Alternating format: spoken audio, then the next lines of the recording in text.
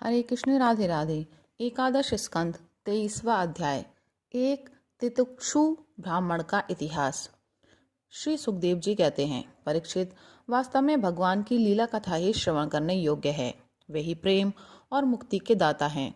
जब उनके परम प्रेमी भक्त उद्धव जी ने इस प्रकार प्रार्थना की, तब यदुवंश विभूषण श्री भगवान ने उनके प्रश्न की प्रशंसा करके उनसे इस प्रकार कहा। भगवान श्री कृष्ण ने कहा, देवगुरु बृहस्पति के शिष्य उद्धव जी, इस संसार में प्रायः ऐसे संत पुरुष नहीं मिलते जो दुर्जनों की कटुवाणी से बिंधे हुए अपने हृदय को संभाल सके। मनुष्य का हृदय मर्म भेदी बाणों से बिंधने पर भी उतनी पीड़ा का अनुभव नहीं करता जितनी पीड़ा उसे दुष्ट जनों के मर्मांतक एवं कठोर वाग बाण पहुंचाते हैं। उद्धव जी, इस विषय में महात्मा लोग एक बड़ा पवित्र प्राचीन इतिहास कहा करते हैं। मैं वही तुम्हें सुनाऊंगा, तुम मन लगाकर उसे सुनो। एक भिक्षुक को दुष्टों ने बहुत सताया था। उस समय भी उसने अपना धैर्य न छोड़ा और उसे अपने पूर्व जन्म के कर्मों का फल समझकर कुछ अपने मानसिक उद्गार प्रकट किए थे। उन्हीं का इस इतिहास में वर्णन है। प्राचीन समय की बात है। उज्जैन में एक ब्राह्मण रहता था। उसने खेती व्यापार आदि करके बहुत सी धन संपत्ति इकट्ठी कर ली थी। वह बहुत ही कृपण, कामी और लोभी था। क्रोध तो उसे बात बात में आ जाया करता था। उसने अपने जाति बंधु और अतिथियों को कभी मीठी बात से भी प्रसन्न नहीं किया। खिलाने पिलाने की तो बात ही क्या है। वह धर्म कर्म से रीते घर में रहता और स्वयं भी अपनी धन संपत्ति के द्वारा समय पर अपने शरीर को भी सुखी नहीं करता था। उसकी कृपणता और बुरे स्वभाव के कारण उसके बेटे बेटी, भाई बंधु, नौकर चाकर और पत्नी आदि सभी दुखी रहते और मन ही मन उसका अनिष्ट चिंतन किया करते थे। कोई भी उसके मन को प्रिय लगने वाला व्यवहार नहीं करता था। वह लोक परलोक दोनों से ही गिर गया था। बस यक्षों के समान धन की रखवाली करता रहता था। उस धन से वह ना तो धर्म कमाता था और ना ही भोग भोगता था। बहुत दिनों तक इस प्रकार जीवन बिताने से उस पर पंच महायज्ञ के भागी देवता बिगड़ उठे।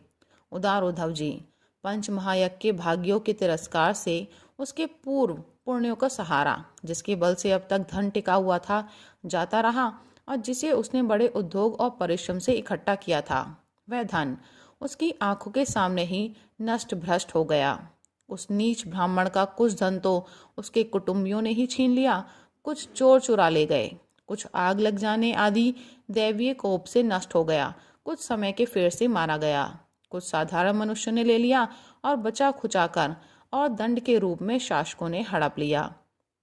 उद्धव जी, इस प्रकार उसकी सारी संपत्ति जाती रही। ना तो उसने धर्म ही कमाया और न भोग ही भोगे। इधर उसके सगे संबंधियों ने भी उसकी ओर से मुंह मोड़ लिया। अब उसे बड़ी भयानक चिंता ने घेर लिया। धन के नाश से उसके हृदय में बड़ी जलन हुई। उसका मन खेद से भर गया। आंसुओं के कारण गला रुंध गया। परंतु इस तरह चिंता करते करते ही उसके मन में संसार के प्रति महान दुख बुद्धि और उत्कट वैराग्य का उदय हो गया। अब वह ब्राह्मण मन ही मन कहने लगा, हाय हाय, बड़े खेद की बात है। मैंने इतने दिनों तक अपने को व्यर्थ ही इस प्रकार सताया। जिस धन के लिए मैंने सर तोड़ परिश्रम किया, वह ना तो धर्म कर्म में लगा और न मेरे सुख भोग के ही काम आया। प्रायः देखा जाता है कि कृपण पुरुषों को धन से कभी सुख नहीं मिलता। इस लोक में तो वे धन कमाने और रक्षा की चिंता से जलते रहते हैं और मरने पर धर्म न करने के कारण नरक में जाते हैं। जैसे थोड़ा सा भी कोढ़ सर्वांग सुंदर स्वरूप को बिगाड़ देता है, वैसे ही तनक सा भी लोभ यशस्वियों के शुद्ध यश और गुणियों के प्रशंसनीय गुणों पर पानी फेर देता है। धन कमाने में, कमा लेने पर उसको बढ़ाने, रखने एवं खर्च करने में तथा उसके नाश और उपभोग में जहाँ देखो वहीं निरंतर परिश्रम, भय, चिंता और भ्रम का ही सामना करना पड़ता है। चोरी, हिंसा, झूठ बोलना, दंभ, काम, क्रोध, गर्व, अहंकार, भेद बुद्धि, वैर, अविश्वास, स्पर्धा, लंपटता, जुआ और शराब, ये 15 अनर्थ मनुष्यों में धन के कारण ही माने गए हैं। इसलिए कल्याणी कामी पुरुष को चाहिए कि स्वार्थ एवं परमार्थ के विरोधी अर्थ नामधारी अनर्थ को दूर से ही छोड़ दे। भाई बंधु, स्त्री पुत्र, माता पिता, सगे संबंधी, जो स्नेह बंधन से बंधकर बिल्कुल एक हुए रहते हैं, सबके सब कौड़ी के कारण इतने फट जाते हैं कि तुरंत एक दूसरे के शत्रु बन जाते हैं। ये लोग थोड़े से धन के लिए भी क्षुब्ध और क्रुद्ध हो जाते हैं। बात ही बात में सौहार्द संबंध छोड़ देते हैं, लाग डांट रखने लगते हैं और एकाएक प्राण लेने देने पर उतारू हो जाते हैं। यहाँ तक कि एक दूसरे का सर्वनाश कर डालते हैं। देवताओं के भी प्रार्थनीय मनुष्य जन्म को और उसमें भी श्रेष्ठ ब्राह्मण शरीर प्राप्त करके जो उसका अनादर करते हैं और अपने सच्चे स्वार्थ परमार्थ का नाश करते हैं, वे अशुभ गति को प्राप्त होते हैं। यह मनुष्य शरीर मोक्ष और स्वर्ग का द्वार है। इसको पाकर भी ऐसा कौन बुद्धिमान मनुष्य है जो अनर्थों के धाम धन के चक्कर में फंसा रहे। जो मनुष्य देवता, ऋषि, पितर, प्राणी, जाति भाई, कुटुंबी और उनके दूसरे भागीदारों को उनका भाग देखकर संतुष्ट नहीं रखता और न स्वयं ही उसका उपभोग करता है, वह यक्ष के समान धन की रखवाली करने वाला कृपण तो अवश्य ही अधोगति को प्राप्त होता है। मैं अपने कर्तव्य से च्युत हो गया हूँ। मैंने प्रमाद में अपनी आयु, धन और बल पौरुष खो दिए। विवेकी लोग जिन साधनों से मोक्ष तक प्राप्त कर लेते हैं, उन्हीं को मैंने धन इकट्ठा करने की व्यर्थ चेष्टा में खो दिया। अब बुढ़ापे में मैं कौन सा साधन करूंगा। मुझे मालूम नहीं होता कि बड़े बड़े विद्वान भी धन की व्यर्थ तृष्णा से निरंतर क्यों दुखी रहते हैं। हो न हो, अवश्य ही यह संसार किसी की माया से अत्यंत मोहित हो रहा है। यह मनुष्य शरीर काल के विकराल गाल में पड़ा हुआ है। इसको धन से, धन देने वाले देवताओं और लोगों से, भोग वासनाओं और उनको पूर्ण करने वालों से तथा पुनः पुनः जन्म मृत्यु के चक्कर में डालने वाले सकाम कर्मों से लाभ ही क्या है। इसमें संदेह नहीं है कि सर्वदेव स्वरूप भगवान मुझ पर प्रसन्न हैं। तभी तो उन्होंने मुझे इस दशा में पहुंचाया है और मुझे जगत के प्रति यह दुख, बुद्धि और वैराग्य दिया है। वस्तुतः वैराग्य ही इस संसार सागर से पार होने के लिए नौका के समान है।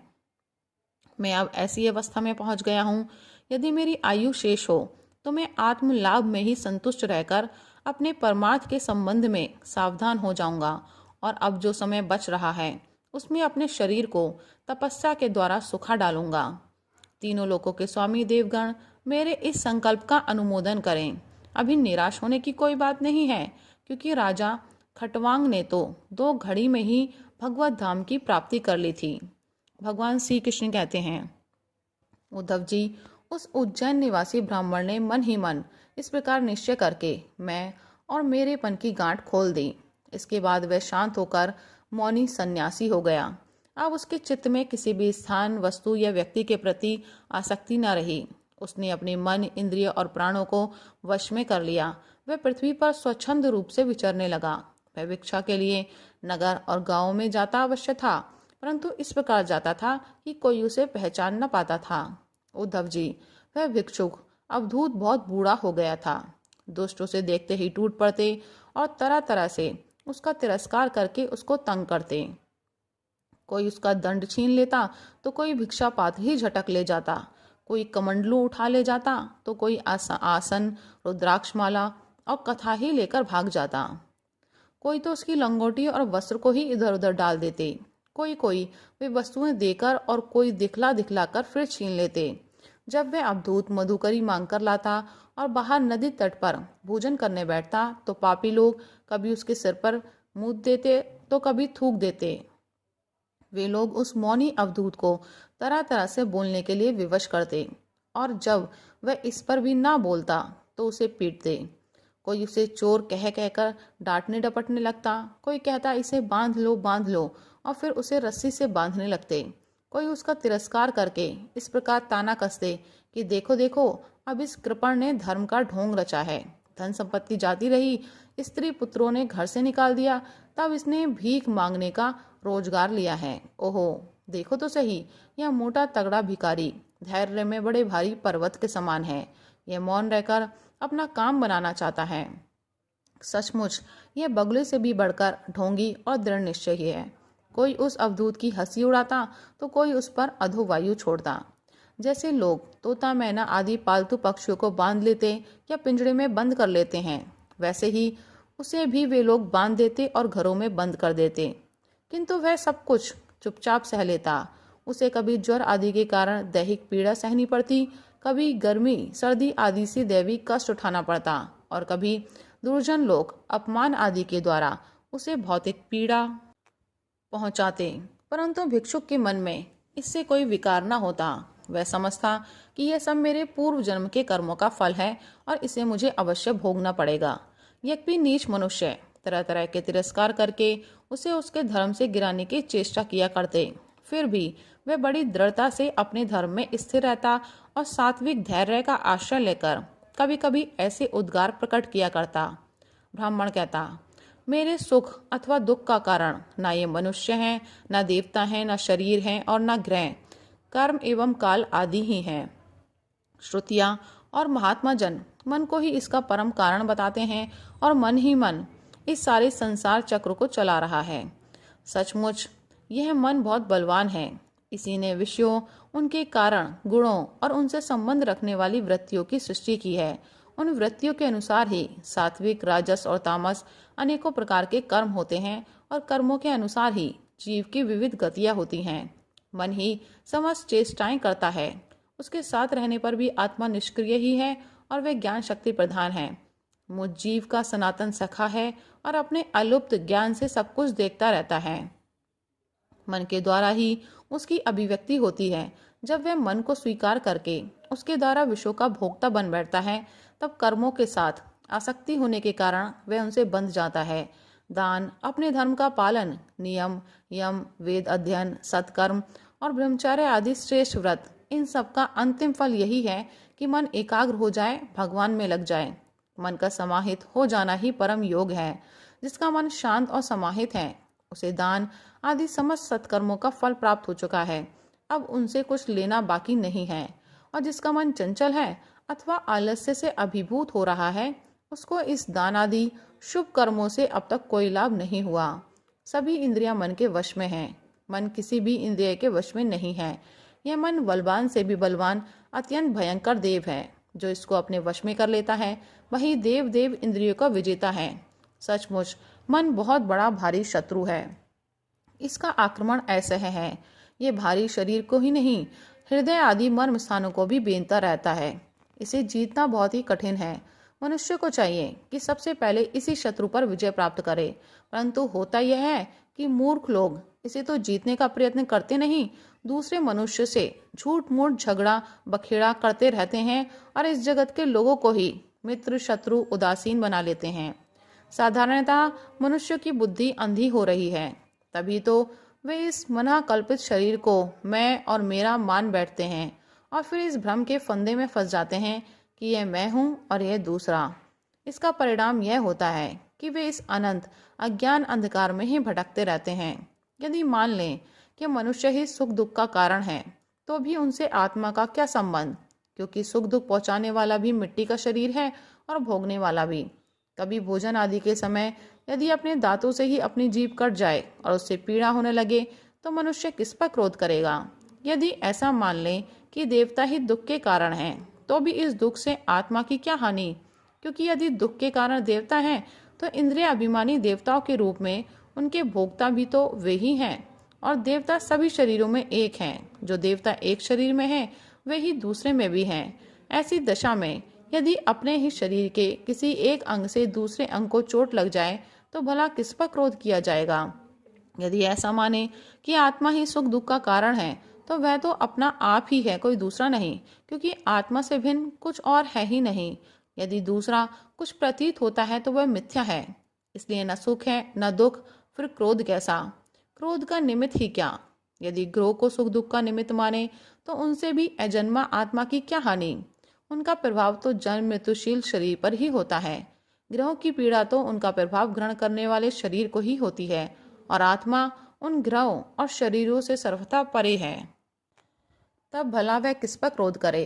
यदि कर्मों को ही सुख दुख का कारण माने, तो उनसे आत्मा का क्या प्रयोजन, क्योंकि वे तो एक पदार्थ के जड़ और चेतन उभय रूप होने पर ही हो सकते हैं। जो वस्तु विकार युक्त और अपना हिताहित जानने वाली होती है, उसी से कर्म हो सकते हैं।